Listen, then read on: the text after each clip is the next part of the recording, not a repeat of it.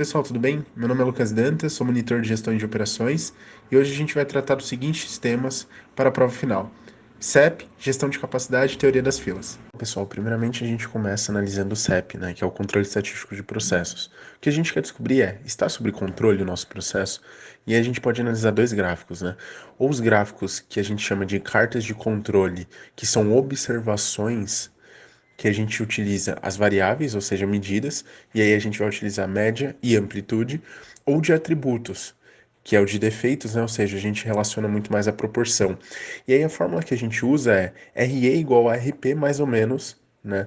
O caso de ser superior ou inferior da variação do processo, enquanto RE é o resultado esperado e RP é o resultado planejado. Existem dois tipos de defeito: a causa comum, que é dentro do processo, e a causa especial, que é fora. Ou seja, se a gente vê um ponto fora do limite superior ou inferior, essa causa que ocorreu é uma causa especial. Como a gente viu no slide anterior, a gente tem dois tipos de gráfico, né? O para média e o para amplitude. O para média é feito da seguinte forma: a gente tem o limite superior e o limite inferior. E dessa forma, o x barra barra, ele é a média das médias, enquanto o r barra é a média das amplitudes. Enquanto isso, para você encontrar o A2, ele é relacionado ao N. O que é o N? O número de amostras que você encontra, por exemplo, nessa tabela ao lado. Então, se eu tenho o número de amostra 2, o meu A2 vai ser 1,88. Enquanto para a amplitude, a gente calcula o limite superior e o limite inferior, de forma que o limite superior é dado pelo D4 vezes o R barra, sendo o D4 encontrado também nessa tabela, e o D3 vezes o R barra, sendo que o D3 também pode ser encontrado como, por exemplo, N igual a 7, ele vai ser igual a 0,08. Nesse slide a gente vai analisar se um processo ele está fora do controle estatístico. E muitas vezes a gente pensa que é apenas quando um ou mais pontos estão fora dos limites de controle. Mas não, existem outros casos, e eu tentei figurar aqui do lado quais são os casos que são considerados como casos fora do controle estatístico. Então não ocorre apenas quando um ou mais pontos estão fora dos limites de controle. É necessário se atentar a isso. Nas provas, é mais condizentes ocorrer quando 6 ou 7 pontos consecutivos estão em linhas ascendente ou descendente continuamente, ou quando 7 ou mais pontos consecutivos estão acima ou abaixo da linha central. Bom, a gente também pode calcular a carta de controle para atributos, ou seja, quantos defeitos são aceitáveis no final do dia da minha produção da minha empresa, com sacas de arroz, por exemplo. Então a gente vai calcular o P barra e depois vai calcular o P barra total, que é a soma das proporções dividido pelo número de amostras. Logo após, a gente pode calcular o desvio padrão para que a gente consiga encontrar o limite superior e o limite inferior de controle, em que o N é a quantidade produzida. Não confunda isso com a quantidade de amostras. Por fim, a gente vai analisar o processo de capabilidade. O que significa isso? Qual que é a tolerância do mercado em relação ao produto que eu estou realizando, em relação às suas especificações? Ou seja, fora da minha empresa, o que os clientes aceitam? E para isso eu vou usar o conceito de que eu tenho que criar uma especificação para o meu produto de acordo com a variação que ele venha a ter. Para calcular a capabilidade, a gente vai escolher o mínimo entre essas duas fórmulas, que é o x, sendo o x a média dos resultados da amostra, menos o limite inferior de tolerância, que já vai ser dado no exercício, ou o limite superior de tolerância, que também será dado, dividido por 3 vezes o desvio padrão. Enquanto isso, o desvio padrão ele é calculado pelo R barra, o mesmo R barra que a gente conheceu lá em cima, dividido pelo D2, que você vai encontrar pelo N da amostra, pelo número de amostras N encontrado naquela tabela também fornecida nos slides anteriores. E como que a gente analisa tudo isso? Se esse nível, ou seja, se o resultado da capabilidade for maior que 1, significa que o meu processo ele é capaz. Se ele for igual a 1, ele é quase capaz. E se ele for menor que 1, ele ainda está sendo incapaz de acordo com o meu cliente, ou seja, a especificação de fora da minha empresa.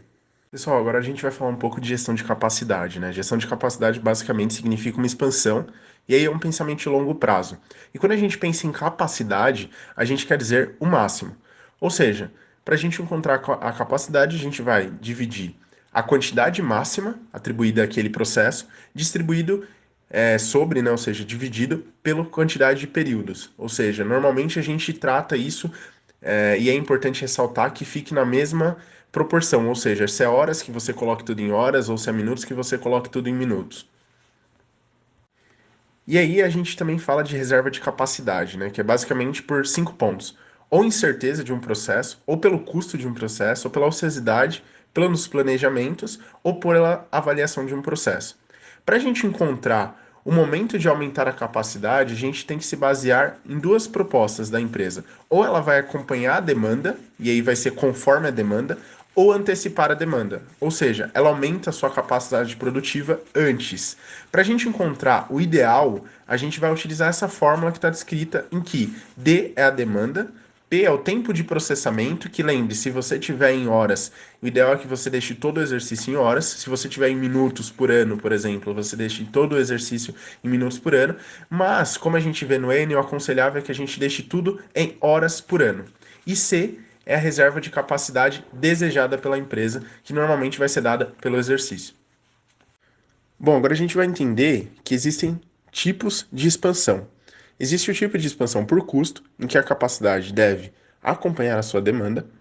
Existe a tipo de expansão por flexibilidade, que você aumenta a sua capacidade anteriormente à demanda, ou seja, a sua demanda vai ser maior que a capacidade, e a por lucro, que você vai superar o seu ponto de equilíbrio, ou seja, a capacidade vai ser maior que a sua demanda.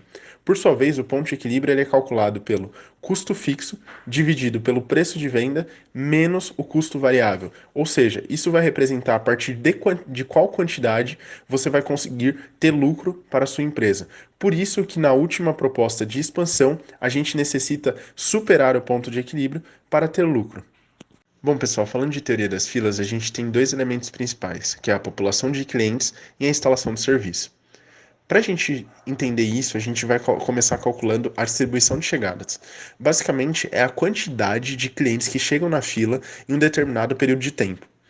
Para que a gente consiga calcular essa distribuição, existem duas condições. Os eventos são independentes, ou seja, um não afeta o outro, e a segunda condição é que a probabilidade de ocorrência é igual em intervalos iguais.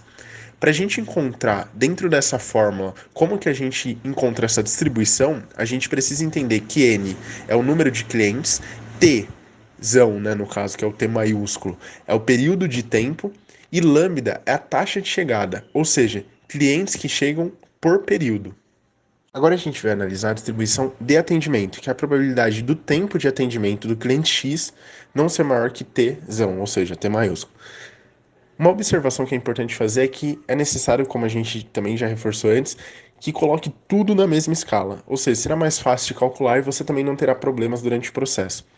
Para a gente encontrar essa distribuição de atendimento, a gente precisa entender dentro dessa fórmula que μ é o número médio de clientes que concluem o atendimento por período, Tzinho é o tempo de atendimento ao cliente e Tzão é a meta de tempo de atendimento, no geral. Para estudar teoria das filas e para entender a taxa de utilização, ou seja, chegada e atendimento agora, a gente vai ter algumas fórmulas a seguir que a gente vai tratar. E para fazer essas tratativas, a gente também utiliza alguns termos principais, que são esses: utilização da instalação de serviço, número de clientes no sistema, comprimento da fila, tempo total no sistema e tempo de espera na fila. Ou seja, o sistema ele vai englobar todo o atendimento no geral. E a fila é o tempo de espera, digamos assim, ou seja, o tempo que você passa antes de ser atendido. Então é necessário vocês entenderem essa diferença para não ter erros na hora de interpretar o exercício. Bom, como eu disse anteriormente, essas são as fórmulas. Então aqui fica um resumo das fórmulas que são mais importantes da gente conhecer. E é importante que a gente saiba diferenciar também o que é fila e o que é sistema, sendo que sistema engloba o geral e a fila engloba normalmente o tempo de espera antes que você seja atendido. Bom, então a gente tentou pegar os principais pontos para fazer uma revisão para a PF de gestão de operações. Caso tenham alguma dúvida, eu estou à disposição. Muito obrigado, boa prova.